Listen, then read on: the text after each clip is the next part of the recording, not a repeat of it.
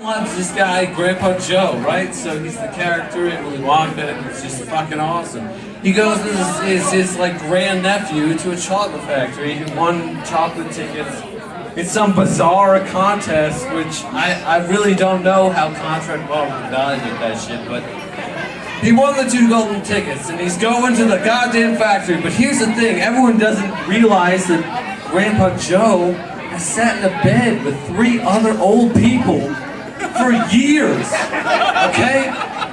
All of a sudden, chocolate tickets are on the table, and yeah, he can walk. I bet you that the ads section of the paper didn't actually trigger the walking reflex that he had. Oh, I can dance, I can sing, I can walk, I can run across the room. But if there's a job on the table, fuck that shit. We're gonna eat newspaper soup that has been earned by my nephew or grandson or whatever, who's I don't know what he's doing on the streets, but we're living off a newspaper boy's salary here. There are 4 adults, one of which we know can get a job, okay? And then his mother, I don't even want to know what that woman has had to do to put food on the table, not only for her child, but I don't know, for the 3 or 4 other adults in her house. Jesus Christ, people, this is diapers would be all over it now, but then again, the time frame, the location, that is just a mystery of the movie. We don't know if we're in 1940, or we're talking 1950, I don't know what the time scale is.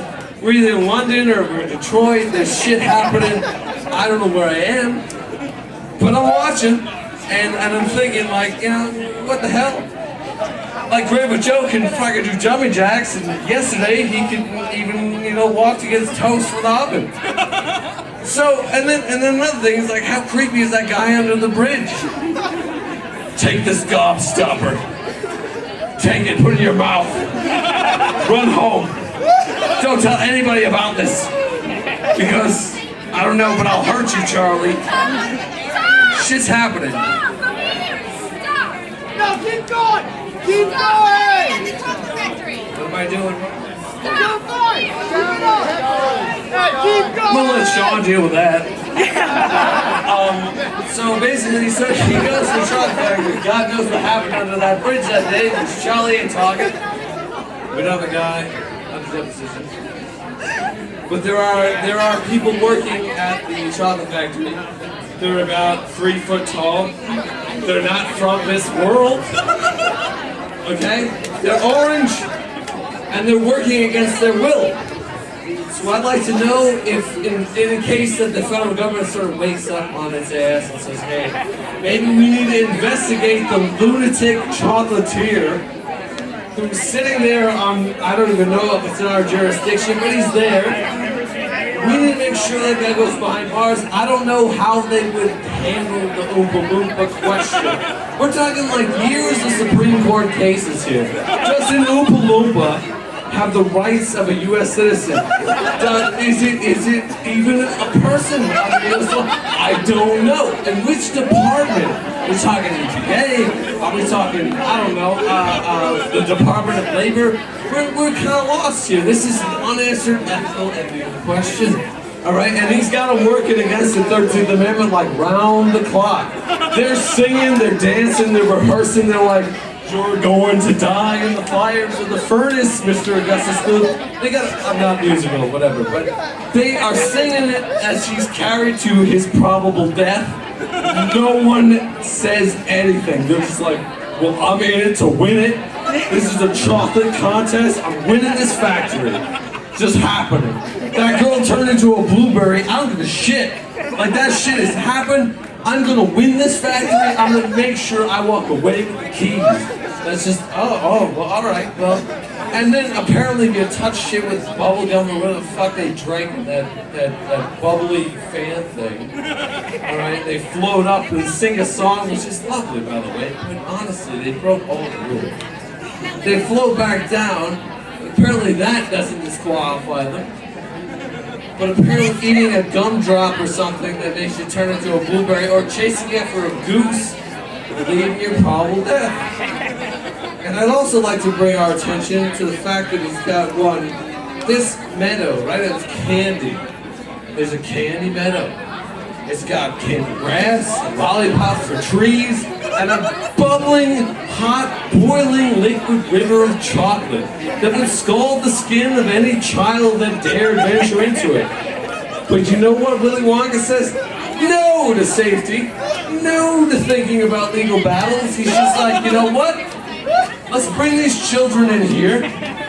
Let's have them take a dip, a thirst of these wonderful scalding chocolate and see what happens. Jesus Christ, anyone could, if you had any legal department at all, they would have been like, this is a terrible idea. Stop gambling away your fortune to children.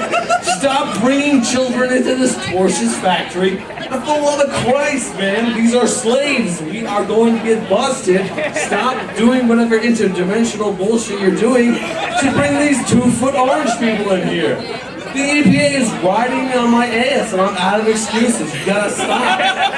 Alright? Like, no. Alright, so Augustus Gloop falls in the river, as should be expected.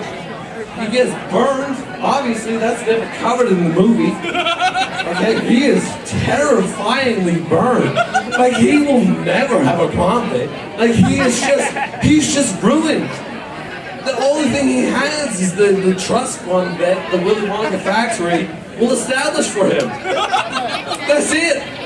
He's gonna have a miserable life because he decided I'm gonna plunge into this boiling river of chocolate because, I don't know, no one put a gate up. Period. Like, no one's like, this might be dangerous for children.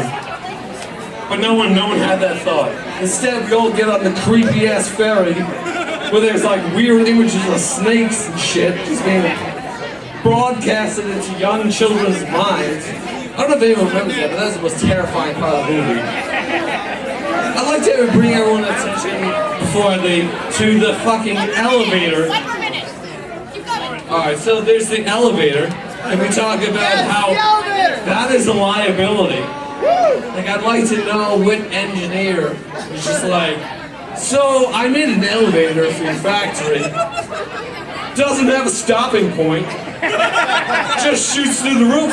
That's what it does. It's like, well, I think it should have brakes. We're like, nah, that's good. 14th floor, it stops.